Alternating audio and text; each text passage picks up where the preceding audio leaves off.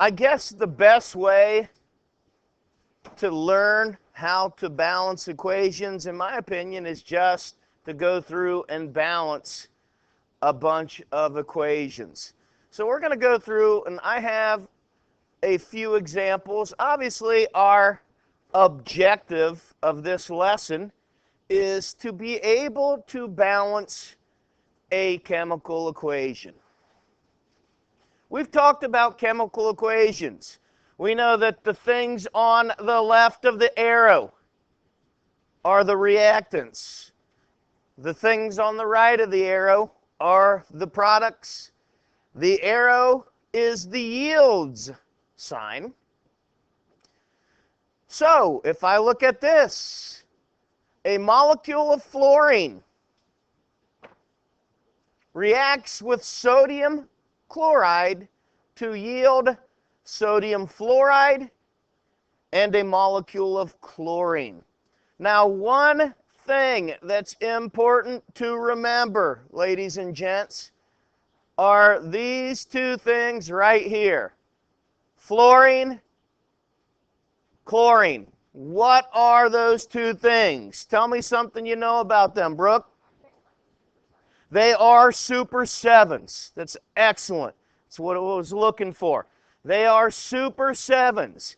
Anytime you have a super seven that is by itself, it is diatomic. That is frequently missed when we're dealing with this particular unit. So remember your super sevens. What are they? Look at the periodic table. Okay? First of all, the super sevens means, number one, that there are 7 of them. What number do they start with? Okay, what did I tell you how to remember it? What number do they start with? Number 7, nitrogen. And on your periodic table, they make a 7. So we're talking, looking at our periodic table, we're talking nitrogen, oxygen, fluorine, chlorine, bromine, iodine, and what is the 7th? Hydrogen, that guy all the way over on the left. So remember the super 7 because they are diatomic. Now, when we're going through and balancing equations, I look at this one up here and I say, okay, I need to figure out where my problems are. Where are my problems? I wanted to start off with a nice and easy one.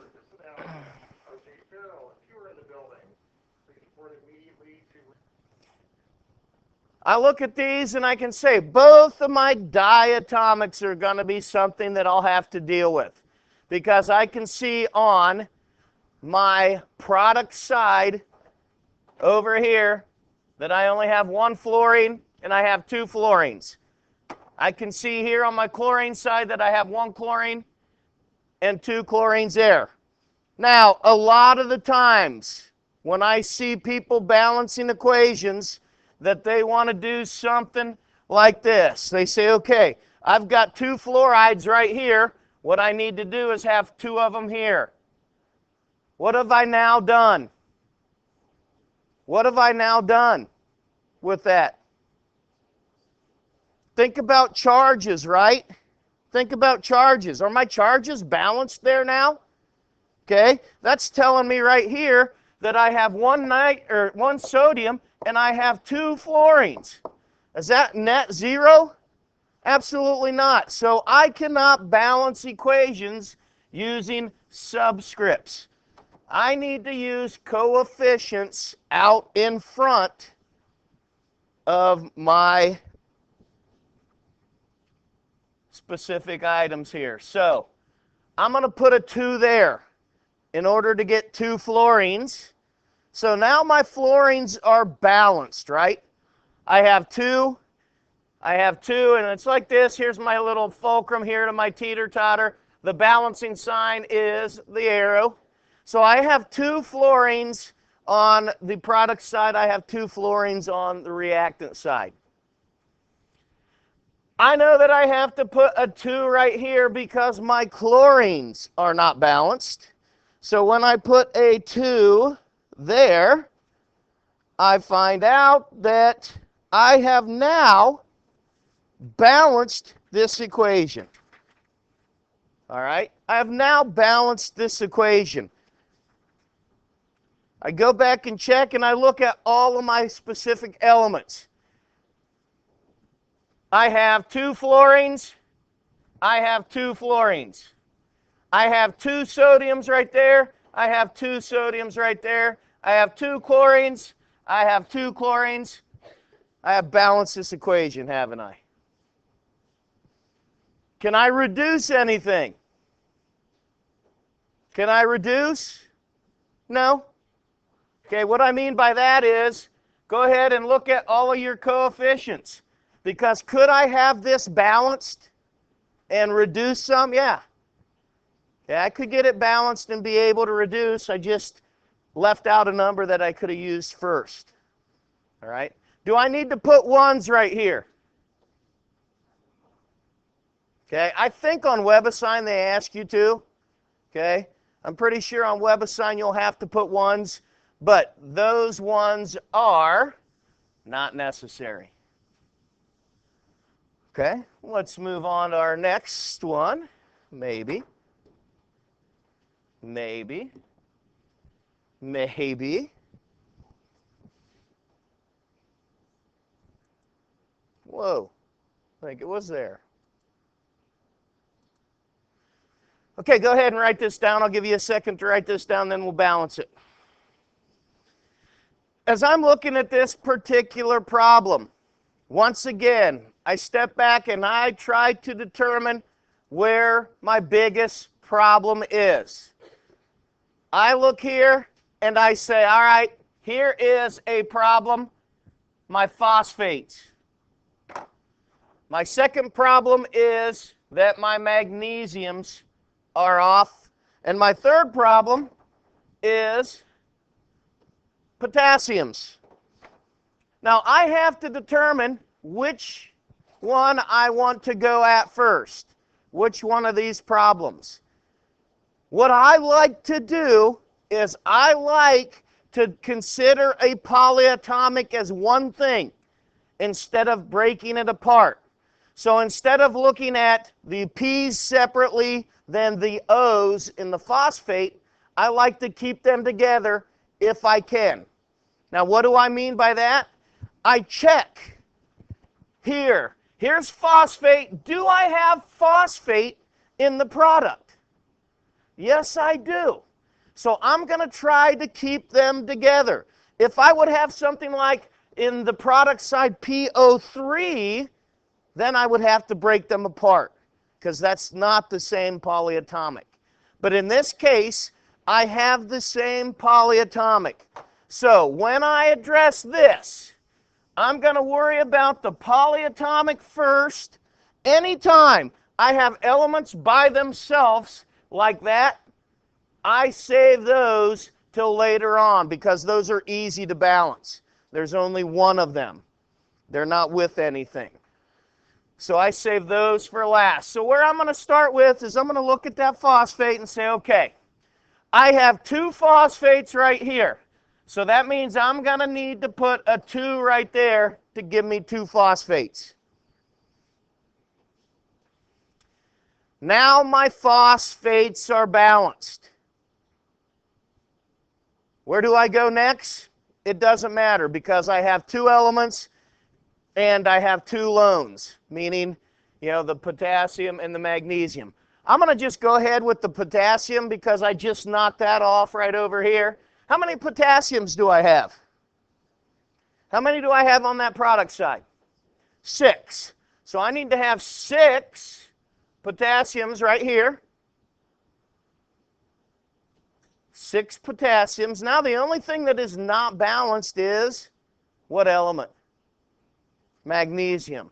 So if I would put a 3 here, and I go back and check, say, okay, 6 potassium, 6 potassium, 3 magnesium, 3 magnesium, 2 phosphates and 2 phosphates. Have I balanced? Yes, I have. Can I reduce anything? No, I cannot.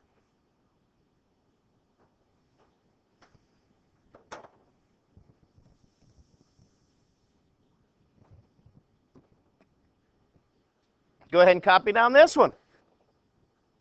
This one right here is what we call a combustion reaction. It's the fifth type of reaction that we'll deal with in the next coming weeks. C5H12. You remember when we did the molecular model kits and you made pentane? That is pentane right there, C5H12. So pentane plus oxygen will yield carbon dioxide and water. Now, there's really not a great place to start with this one. I'm going to save my oxygens for last because they're by themselves. But where I'm going to start with is the C.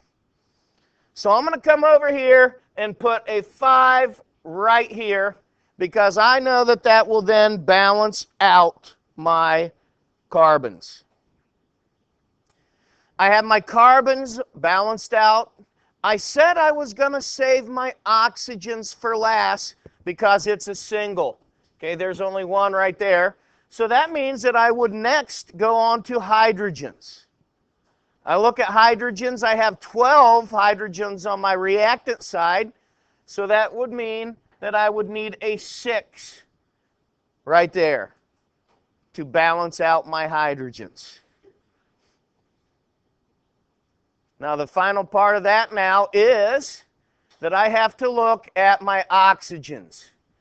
Oxygen right here, 2 times 5 gives me 10. Oxygen right here, 6 times 1 gives me 6. So how many oxygens do I need total? 16 oxygens. Well, can I get O2 into 16? Absolutely, if I put an 8 there. So when I clean this up, get all my scratches off of it, and I look at my balanced equation, 5 carbons, 12 hydrogens, 12 hydrogens, 8 times 2 is 16 oxygens, 5 and 2 is 10, plus 6 is 16 oxygens. I have balanced that chemical equation. Okay.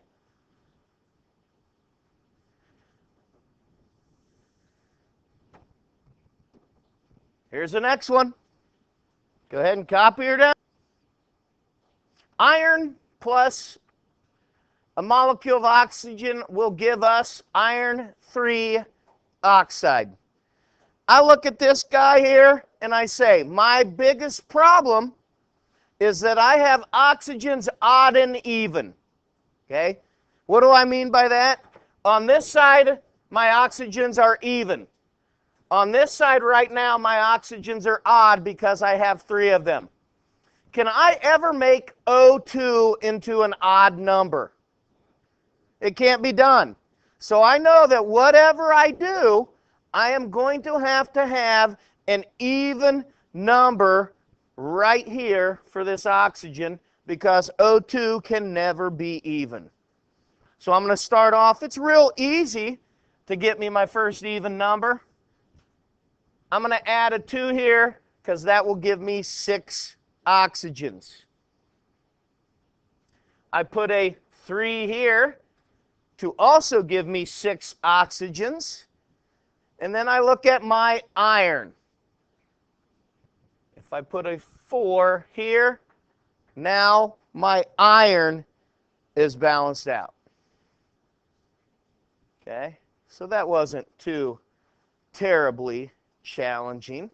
Okay, and you know, folks, these aren't terribly challenging until you get to some that are bigger and a little bit tougher. This is basically a trial and error.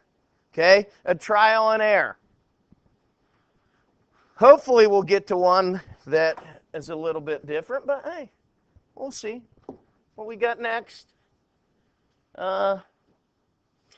Now I like this one. I like this one because it helps us to think a little bit. Okay, we have to think further out than just our first step on this one. I look at this and I say, okay, just like our last problem, we have an odd-even problem here, don't we? We have an odd-even problem here where that bromine Okay? Diatomic bromine here can never be an odd number. So I need to make sure that my bromine over here is an even number. Now, tell me this, folks, and this is what I was talking about. I can make this an even number right there, but tell me why I'm not going to do that. Huh? I have to look at that P also. Can I ever balance those P's if I put a 2 there? No. Okay? So I'm not going to put anything under what number there? Okay? What number am I going to start with right there, you think? 4. I'm going to start with 4 because number 1, 4 will give me an even number. And number 2, I have 4 phosphorus over here on my reactant side. Okay? So if I put that 4 there, it balances up my phosphorus and it gives me how many bromines? 12. Can I make 12 bromines? Yeah. I could put a 6 right there. And now I've balanced it out. So sometimes you have to look a step past where you're going to start these things out.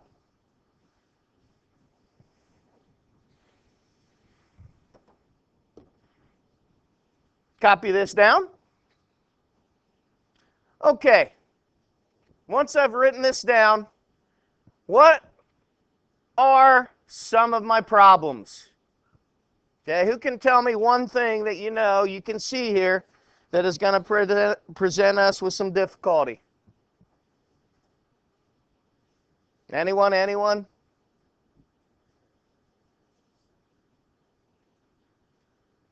Nobody? Is this balanced? Okay. John?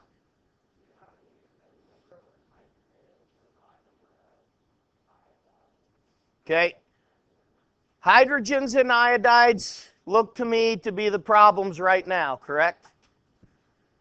Now, where do I want to start with? Okay. I personally am going to start with my iodine because I have iodine paired both times. What I mean by paired is there's iodine with hydrogen, there's iodine with manganese. I'm not going to start with hydrogen because that right there is by itself. When they're by themselves, they're typically easier to balance. I'm going to start with iodine. My initial impulse would be to do this. But why am I not going to do that, Rachel? Can I ever get that right there to be an odd number? No, I cannot. Is hydrogen right here now odd? Yes, it is. So I'm not going to do that because it doesn't do me any good.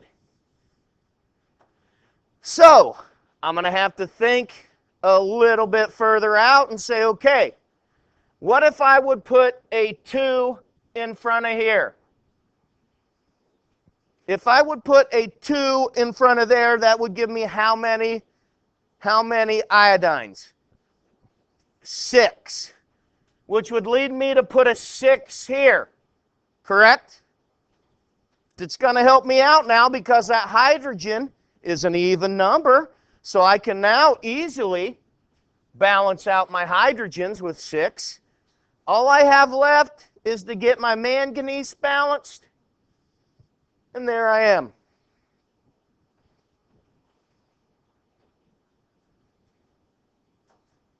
There I am.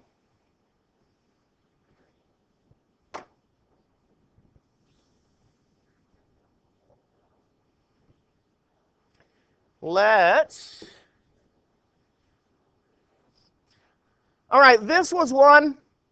If you remember, I told you that if I have a polyatomic, I like to keep my polyatomic together. But as I come over here and look, and I'm saying, wait a second, I don't have any hydroxides over there. So I cannot keep that polyatomic together. I'm going to have to split it and look at the hydrogens and the oxygens individually. I try to figure out where my problems are going to be. One, I see that I have H's and O's that are not balanced, and I have BRs that are not balanced. So I'm just, it doesn't matter. I'm just going to randomly balance up right here my bromine. I balanced up my bromine. As I do so, with balancing up my bromines, I look over and I say, okay, I have 2 bromines, 2 bromines. My magnesiums are okay, so now I got to get with my H's and O's. I see that on this side I have 4 hydrogens over here. So I'm going to need to put a 2 there to give me 4 hydrogens over here. Once I have done that, only thing that should be unbalanced now is oxygen. And I see right here that I have 2 O's and I have 2 O's over here. So that tells me right now that I believe that this is balanced. Would you agree with me? Okay, excellent.